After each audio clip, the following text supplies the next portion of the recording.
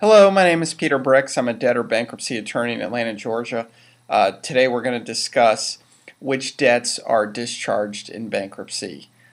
First, I want to read you this quick disclaimer. We are a debt relief agency proudly assisting consumers in filing bankruptcy. However, there is no attorney-client relationship with the viewer of this message unless there is a fee agreement.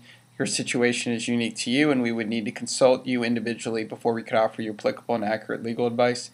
This information should be used only for educational purposes.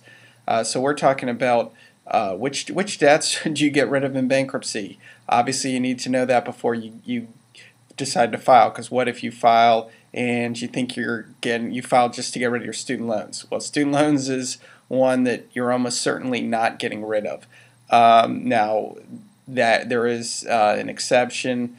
You could file what's called an adversary proceeding in your case to get the judge to order the dismissal of your student loans.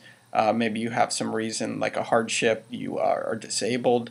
So it's not that you absolutely can't get rid of your student loans. Additionally, maybe you thought they were student loans, but they weren't really student loans, they were private loans.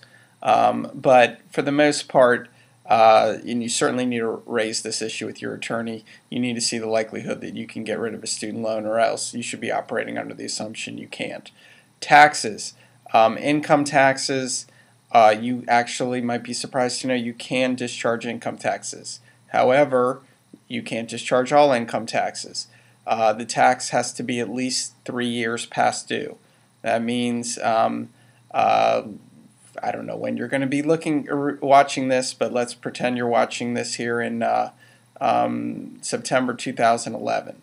If you think you can discharge your 2008 income tax, you're wrong, because remember, your 2008 income tax was not due until at least April of 2009. It might have been due later. You might have filed an extension. So it's got to be at least 3 years past due. Additionally, you have to file the return. You have to file the return at least 2 years ago. You also can't have it assessed within 240 days. There are some other issues, for instance, fraud, that could lead to it not be dischargeable.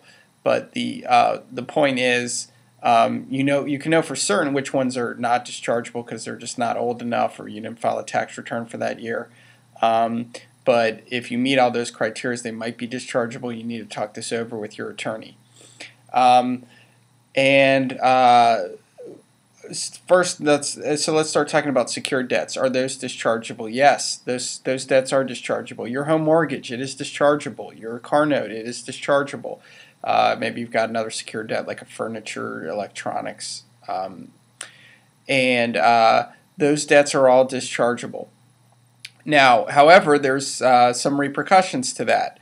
If you want to discharge your car note by not reaffirming and not paying on it, well, you're going to lose the car. You're going to lose the collateral. So, they are, with your mortgage, that's different. If you do what's called a retain and pay, where you continue to pay on the mortgage even though you didn't reaffirm the debt, you discharge your mortgage debt when you don't reaffirm. Okay, so with these secured debts, you have the option of discharge or not. Sometimes you decide to sign a reaffirmation to keep your car, or for your house. I wouldn't say keep your house. I don't know if you necessarily need a reaffirmation to do that. But you have the point is you have the choice with your secured debts.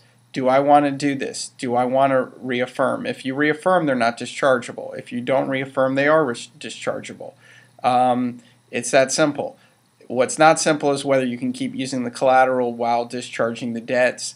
Generally, in all scenarios, you need to keep paying the initial contract rate to keep the collateral.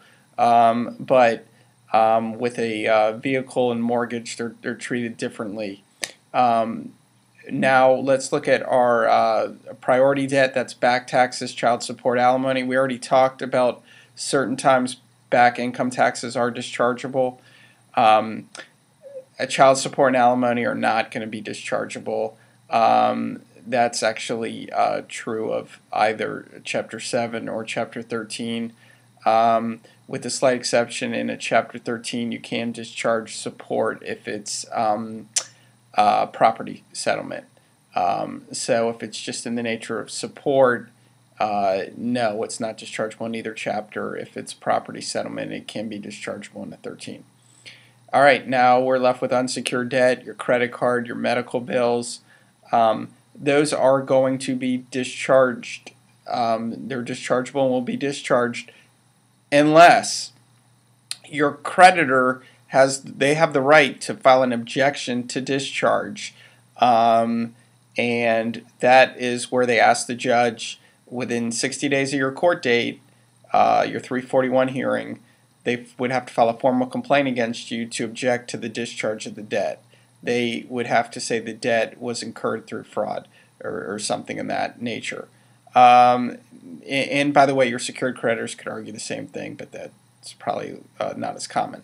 For instance, if you charge $15,000 on your American Express card 2 months before filing, they very well might bring a complaint against discharge. Hey, they incurred all these $15,000 worth of charges knowing they were never going to pay it, knowing they were going to file bankruptcy. And you could have to have a separate trial within your bankruptcy case to determine the dischargeability. But even if you did all those things, it's incumbent upon American Express to bring that lawsuit. If they don't bring it within the objection to discharge date, it is going to be discharged. The burden's on them. It's kind of like the reverse of your student loan situation, where you're going to have to presume your student loan's not dischargeable. You need to bring a complaint against the student loan creditor, arguing that it should be discharged. So this is the inverse of that. And that is a pretty good summation of discharge, of which debts are discharged and which are not discharged in bankruptcy.